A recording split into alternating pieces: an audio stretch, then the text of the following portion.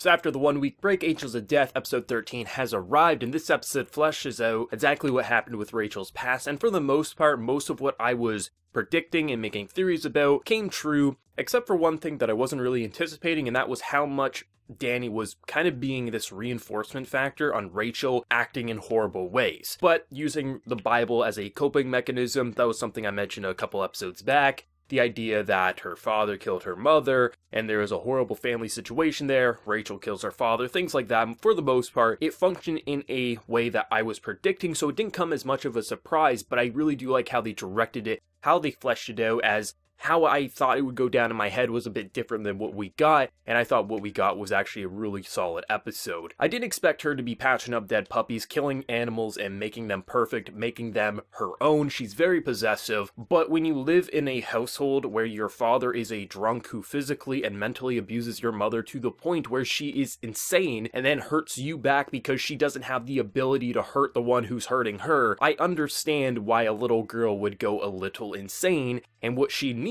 is a proper psych ward, a proper family, a proper counselor to help her not be insane, not try to kill things and make it her own. Instead, we get Danny, who is a reinforcement of, hey, you have eyes that are very similar to my mother who committed suicide. I'm gonna give you your own floor. I'm gonna convince the priest to give you this floor. We're gonna send some people up there. We want you to be as insane as us. And that is just, thinking about it, this girl lives her entire life being so probably physically abused, at the very least emotionally abused, and all she wants was a perfect family, and what she then ends up getting is this person just trying to get her to be even more insane, and that's why she ultimately went with the Bible and went with Zach, and why she was so fixated on getting Zach to kill her just to put her out of her misery.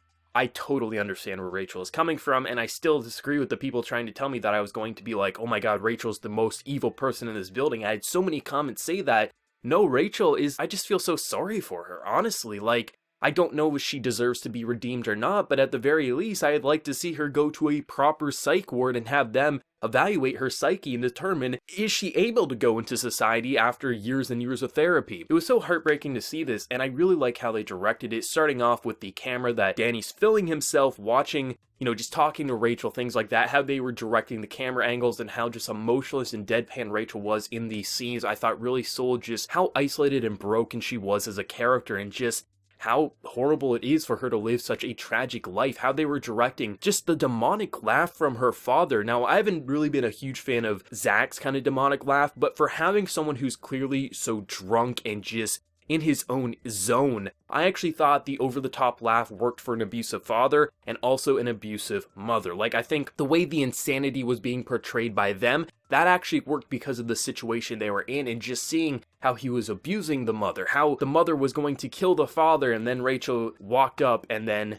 talked to her about getting a puppy. Like, it's curious, like, if she would have been able to kill the father, what would have happened with Rachel in that situation? That would be interesting to see, but still, it's the way the backstory was playing out and how Zach was kind of dealing with it. At first, he's just like, okay, you wanted me to see this, let's go talk to Rachel, and he clearly cares about Rachel. He's not just trying to kill her. He's obviously upset that he was lied to, but he's still trying to get that moment where Rachel will come back and not be so insane and side with Danny. Now, at the end of the episode, we do get the gunshot, and it appears that Zach gets shot. I'm curious if possibly the bullet's gonna go one or two ways. Here's my prediction. It's gonna hit the wall, so no one gets hit, or it's gonna hit Danny. Despite Zach and Rachel clearly trying to force the other one away, I still feel like they both want to be together at the end of the day. They want to, because really, who else do they have at this moment? Really, they have each other, as messed up as it is. So I really don't see either one of them completely pushing the other way until we reach the final stage, episode 16, where maybe both of them get the happily ever after, maybe none of them do, maybe they both die. It's hard to really say where the series wants to go, but I'm very excited to see how that relationship will tie over in the final 3 episodes. Like, anything could happen,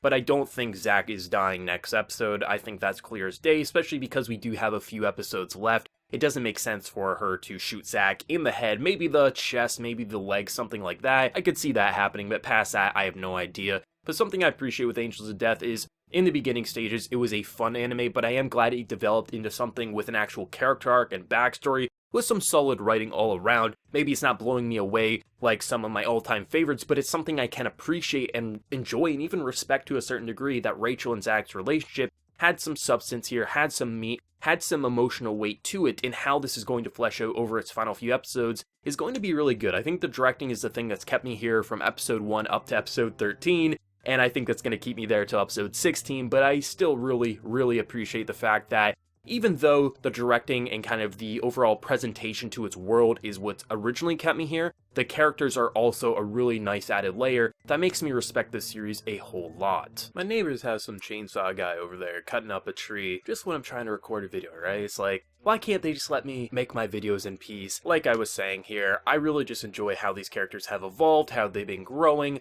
Overall, it's been a fantastic season overall. I've had a lot of fun with this. Overall, I'm excited to see how this will continue to flesh out, how it will conclude with episode 16, but we'll have to get to episode 14 first. But let me know whatever you thought of this episode, the reveal, the backstory, how it was fleshed out. Let me know whatever you're feeling, and be sure to like the video if you did enjoy, and hit that subscribe button if you want to see more content from me in the future, hopefully with less chainsaw neighbors in the future. But until next time, everyone, please take care and have a good one.